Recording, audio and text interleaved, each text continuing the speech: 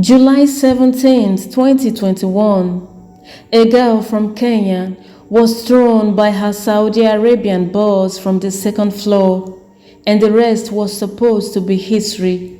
But what if I told you that she was the luckiest person alive, that she survived to tell her story, and also to expose the dark truth of being a maid in Saudi Arabia?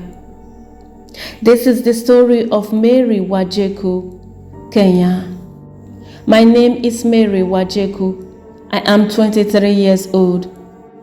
I am a single mother of 3. I went to Saudi Arabia to work, and I learned the secret that ruined my life completely. Getting a job abroad used to be the dream, the only way out of poverty for you and your family. And Mary, full of expectations, got an offer to work in Saudi Arabia. She thought it was a great opportunity, but she didn't know she was going to be a slave. I waited and waited until one day, the agents came and took me to the house where I was supposed to work. They showed me the room where I had to sleep. The first thing I saw when I entered that room was a pair of shoes. I started asking myself, did the previous house girl live barefoot? I was confused, but I let it go. The room smelled so bad I couldn't even imagine it. I had to sleep upside down to avoid the smell, but it didn't help. The next morning, I started to clean the room. While cleaning, I found a towel covered in paper. I thought it was causing the bad smell, so I threw it in the dustbin. But then I saw something worse. There were drops of blood on my bed. I checked the mattress. It was stacked with 3 layers. I removed the first mattress and found blood on the second one. I removed the second mattress. The third one was even worse. I started asking myself, did the girl who was here before have no quarters to use? But the blood was too much. It was like someone has been stabbed. The amount of blood was so much, no one could lose that much and still survive. Mary started to suspect that something might be wrong. She began remembering all the warnings she had received from her family and friends before leaving Kenya for Saudi Arabia. But despite everything, she kept going, believing her journey would make a difference. One day I saw a shadow of an old man, and when that shadow passed by, I froze. I was so scared. From that moment, I couldn't sleep. I knew something was wrong. I tried to keep this secret to myself, but I couldn't. I told my cousin about the blood I found, and she told me to report it to the police. But I found it difficult. I had no solid evidence. I was new there, and the blood looked like it has been there for days. I thought the police would ask, why didn't you report it instantly? So I let it go. But my fear and suspense kept growing, and without knowing what to do, I just kept going. I waited to start my job as a housemaid, but no one gave me any work to do. At most homes, when a housemaid arrives, the first thing you do is to show them their task. But for Mary, things were completely different. It felt like they didn't even want a housemaid. Something was not adding up, she explained. One day, my boss's wife let me enter their house for the first time. She told me to wash the pillows from their sofas. Outside the house, there was an annex, a small room where my boss would go to perform his daily Islamic prayers. That room had no light. It was completely dark. To throw out the dirty water after washing the pillows, I had to go through that dark room. But their daughter didn't allow me to enter. She took the bucket of water and threw it out herself. I felt relieved because I was scared to enter that room. even though no one was inside at the time. This is where Mary's story starts to demand attention. This home wasn't just a normal home. There were secrets, big secrets. It felt like she was working for a secret society. So how did Mary, with all her fear and suspense, manage to stay there for 2 whole months? Every day brought its own surprises. One day, after washing clothes, I needed to throw out the dirty water. Remember, the only way to do that was to pass through the dark annex where my boss prayed with no light. That evening, it was already getting dark outside, which only made my fear worse. But before I could go there, my boss hurried into the annex to start his prayers. Normally, when he was praying, I had to wait for him to finish and leave before I could enter to throw the water away. It was forbidden to turn on the light, so I always struggled to see where I was going. But this time, his wife told me to go in anyway. I started to doubt her intention, but with no other option, I went. They waited a long time for me to return, but I didn't come back. Finally, my boss's wife came to check on me. She found me standing there holding the bucket of water. She asked, "Why aren't you going in? Are you going to stay here all night with the bucket in your hand?" I told her I was scared of going inside because it was so dark. She got so angry and said, "So are you a kid afraid of the dark?" Then she grabbed the bucket and threw the water all over me. From that moment, my relationship with her broke completely. They started treating Mary harshly. They didn't give her enough food to eat, and she began experiencing hell on earth. Whenever she tried to eat, her boss would yell at her as if she has done something impossible. But when she didn't eat, the boss was fine, and the blood Mary saw on her first day, it still haunted her. Adding to her fear was how her boss's wife insisted she enter the dark room with the old man inside. Mary tried her best to delay her fate, but this only made her boss more frustrated. She was living half a life with nowhere to go, no passport, and no ticket. She wasn't even allowed to leave the house. Her room was locked from the outside, and it was only opened when they needed her. But no matter how much they tried to trick her into entering the annex, Mary resisted until one day. I realized my fears were real. The shoes I saw on my first day, the blood on the mattress. That is when I knew I was trapped. There was no way out. Later that day, her mother came to me directly and told me to wash the clothes and sweep the floor. I did what she asked, but when it was time to throw out the water this time, the old man went ahead of me into the dark annex to pray. Normally, when they had to enter the annex, he was supposed to be out. They also had a little girl, and whenever I entered the annex, she would stay behind. She wasn't allowed to come in, but this time, everything changed. Whenever I was asked to go inside to clean or throw out water, the old man would go ahead of me. And remember, there was no light in that room. I refused to go inside. That is when I confirmed they unlive people. By then, I had no phone. I wasn't allowed to call anyone.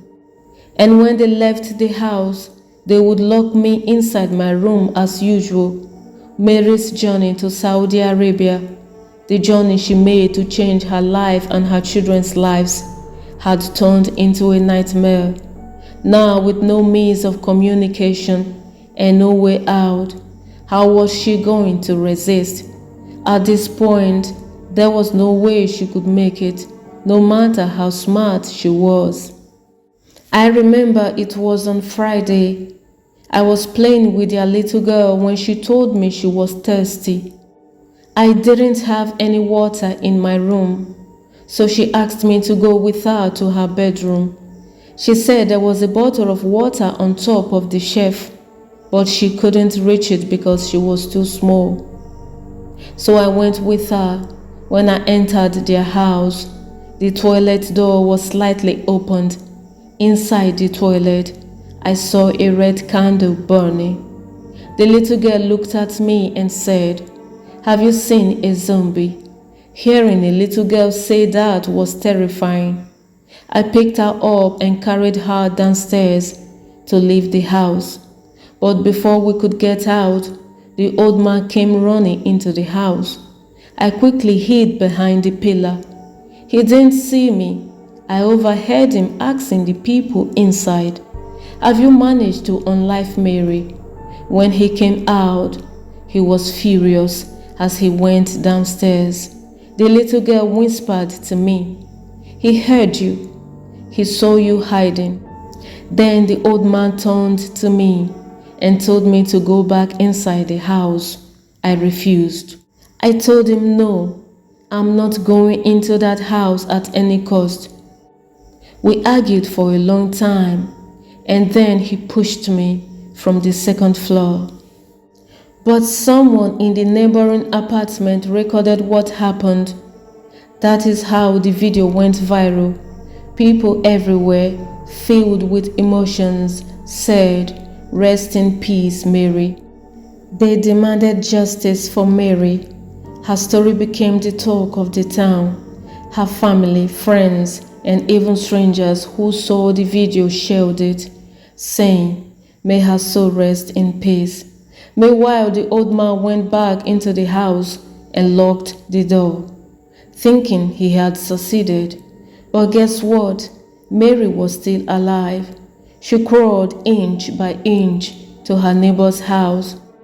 I thought I was dead, but after about 10 minutes, I realized I wasn't. So I started crawling to the house. The pain was unbearable. There are no words to describe it. When I reached their door, I knocked until a girl opened it. She called her bosses and they rushed me to the hospital. I spent 8 months there. While I was in the hospital, the police came. Mary thought the war was over. She believed she was finally going to get justice.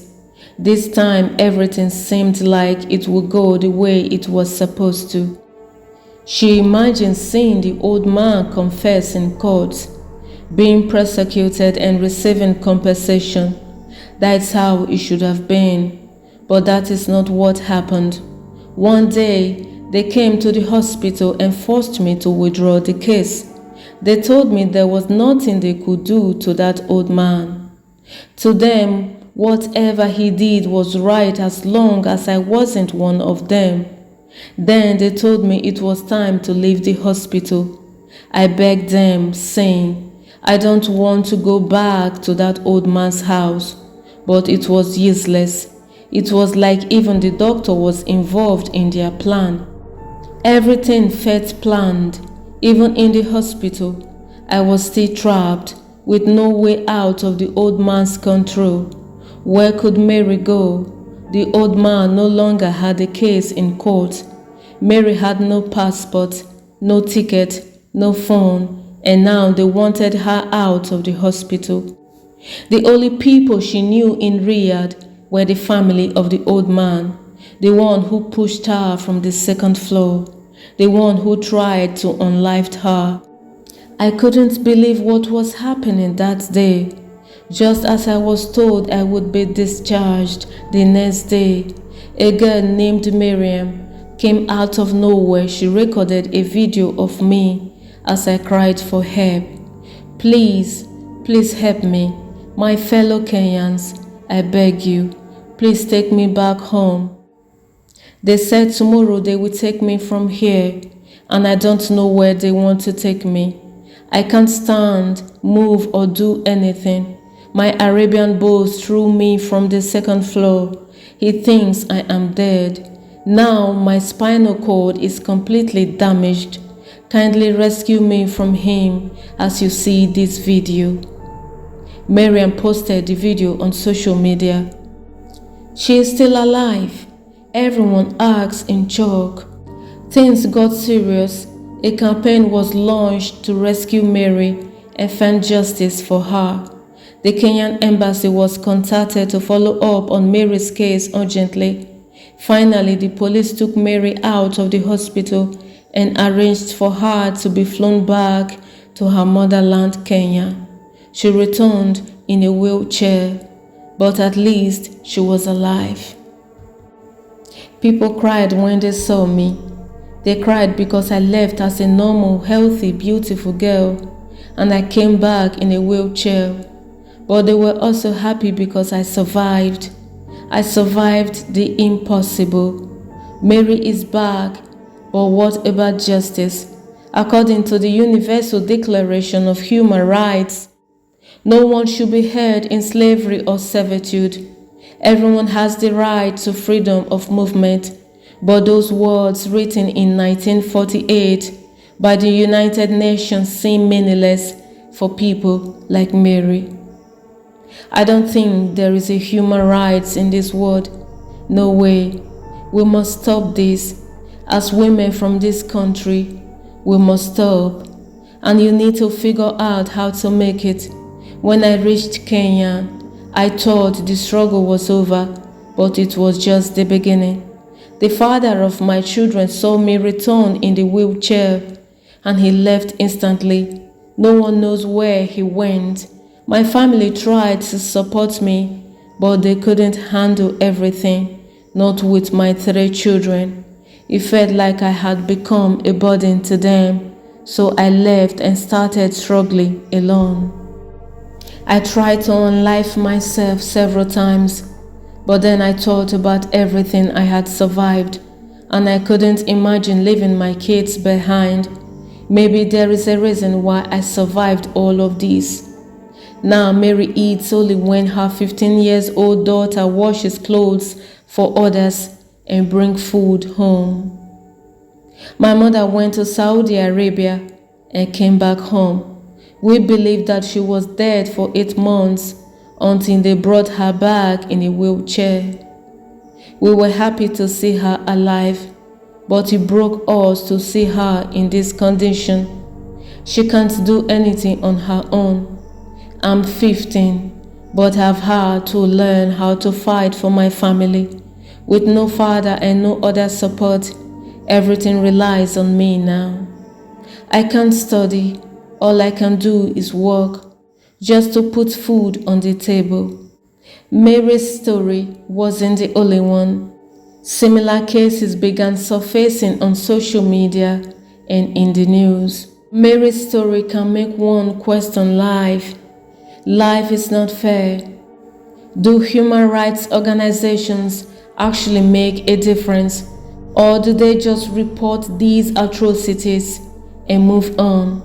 Will people ever treat each other equally, or will slavery just take new form as the years pass? Who knows? Maybe one day, Mary Wanjiku and thousands like her will get justice. So there you have it. Thank you for watching. I'll see you in my next one. Bye-bye.